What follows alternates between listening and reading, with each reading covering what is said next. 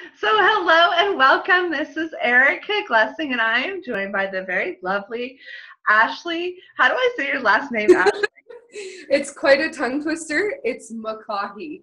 McCaughey. Okay. I was like, okay, my first interview for the Power Releasing Judgment, and I get to get trained on how to say your name.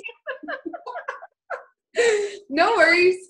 We're going to jump right in. Ashley has been practicing access consciousness tools for several years now. Basically, Ashley also works with horses as what conscious horse, conscious rider. So is that a facilitator position? Yes. Yeah. So in her chapter in the book, she really, I would say, kind of bare your soul.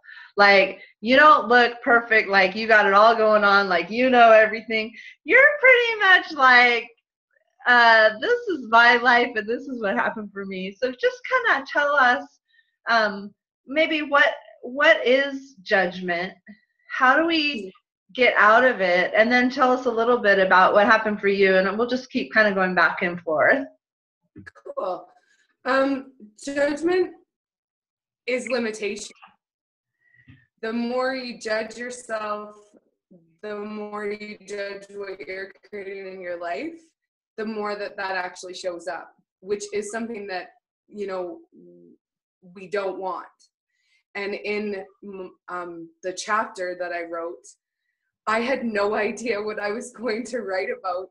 And I think 4 days before the chapter was due, this story that I talk about in the chapter was a pretty vulnerable part of my life that I dove into. And vulnerability is an invitation to creating something greater, or it has been in my life. So I guess that's where I went with this chapter. It was like, okay, I'm just as messed up as anyone else out there, and access consciousness and the tools that are taught in these classes are the gift to actually releasing judgment and changing your whole entire life. You know, one of the things that you talked about is something that I actually have gone through in my own life, and that's being in a relationship that's less than serving of me, and then having relationships that don't serve me, and then leaving one, and then, somehow finding another one that doesn't serve me. And so I'm curious, because I always kind of like, what are the practical tools that I can have that will actually change my life?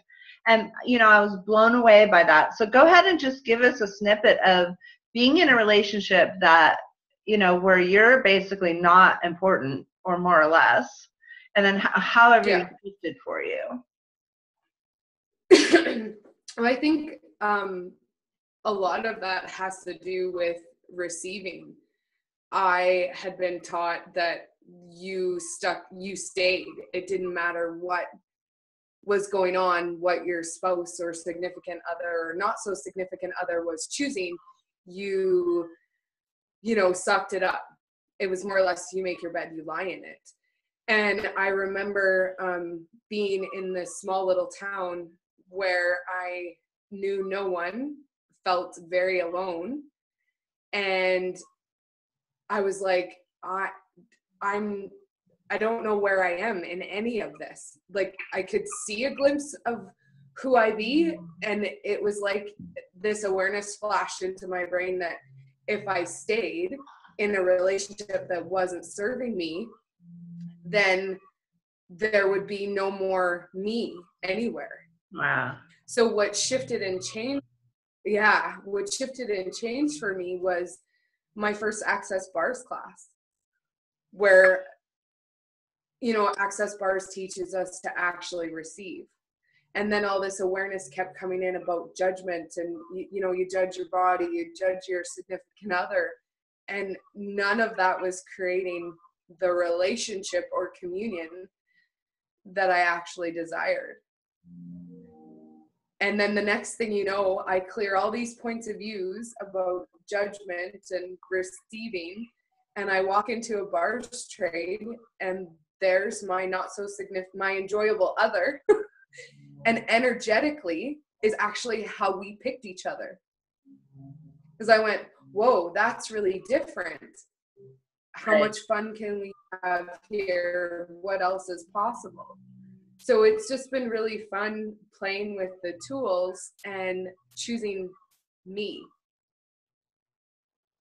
instead of choosing someone, or choosing someone based on if they chose me or not. Ooh, that was juicy. Yeah. I love that. Thank you, Ashley, for that. Well, Tell us what else, kind of, if someone was just like stopping by and they were just hearing a bit of our conversation, what's something that you would just really like to share with someone? Like, what's something that just shows up for you on releasing judgment and, being more in tune with that part of you that's that glowing, shining being I see in front of me? one of my favorite tools is interesting point of view. I have this point of view, especially with judgment of my sweet body, because judgment is actually valuable in this reality. We're supposed to judge our bodies on, what shape it is, what size it is. And I find that, you walk by a mirror and you're like, oh, well, that spot's a little bit more rounder than I'd like it to be. And I'm like, wait a minute. No, interesting point of view. I have that point of view. Because my body's taken me to on these amazing adventures. I get to get on a horse in the summertime and ride in the mountains. If I didn't have a sweet body, then that wouldn't be possible. True, right? Yeah. So interesting point of view. I have this point of view, and you say it more than 10 times, or 5, whatever feels light for you, then all that energy actually shifts, because then you're like, well, it's just an interesting point of view that I think my bum's a little bit too round today. Right? Right. And in our culture, there's such a premium placed on being a set size. And when you let go of the attachment, when you stop just being in conclusion, like you say, oh, it must be perfect to have this body, like the Beyonce body, or, it must be perfect to have that body or this body. When you just be in your body, isn't it? It's so interesting to me that actually, like, almost like so much of what's told are lies. Because nobody actually likes anything specifically. Like, you won't know walking in the room if someone really likes someone with a really nice big butt. I mean, I'm not saying you have big butt. I have a big butt. But what if that's like the thing? Like, what if that's the 10 to that person, right? And so I'm going in judging mine to be wrong, and really mine is just mine. Like, when I've let go of some of the judgment, and I still have probably 20 or 30 years of judgment to counteract. I'm still all the messages of my parents saying, you can't succeed because you're too big, Yeah.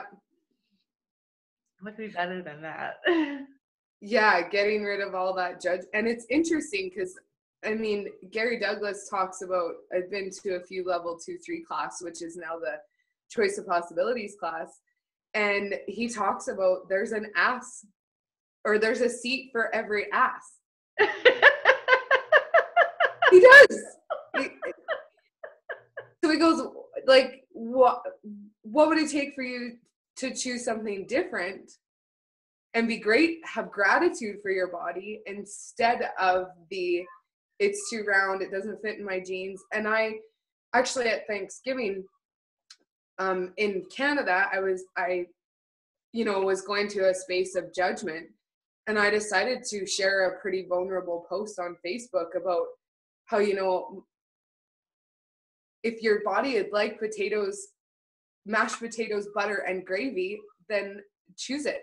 Like, ask your body a question instead of going into this vicious cycle of, oh, I had pumpkin pie, oh, I had apple pie, oh, I had, creamy mashed potatoes with butter and cream cheese and sour cream all mixed into one. It was like, no, I'm actually gonna have the apple pie and the mashed potatoes with butter and gravy, and I'm gonna choose to enjoy it instead of choosing to eat it and then have this vicious cycle of judgment for the next week. Right. And it was more or less an invitation for anyone on Facebook to choose ease. Yeah, instead of the, I'm a piece of crap, I can't believe I ate that, and then your body goes, into indigestion and right. Okay, you want to feel like I love it. Yeah. Well, I so appreciate you sharing this time with me on our summit call on the power of releasing judgment. The book is available, I hope, right about now, and everybody can get a copy and learn from Ashley and all the other beautiful authors. And Ashley, maybe just take us out with, hey, I have a good question for you. What can the horses teach us about releasing judgment? Oh, wow. They can teach us so much. Just being with a horse or around a horse, they choose to be so much space. And I've seen time and time again, someone who has a horse and they're not behaving the exact same way, or, this exact specific way. And the person that owns them, goes to, kick them in the guts or whatever they choose to be. And the horse is like, there's confusion there, but there's no judgment there. The horse goes, oh, well, I'm not real sure what you require, but I'll do whatever it takes to give you what you require. So they're this space of being that I have never actually encountered on the planet from any other being. Wow. I love it. So go find Ashley. Where can we find you? Do you have a website?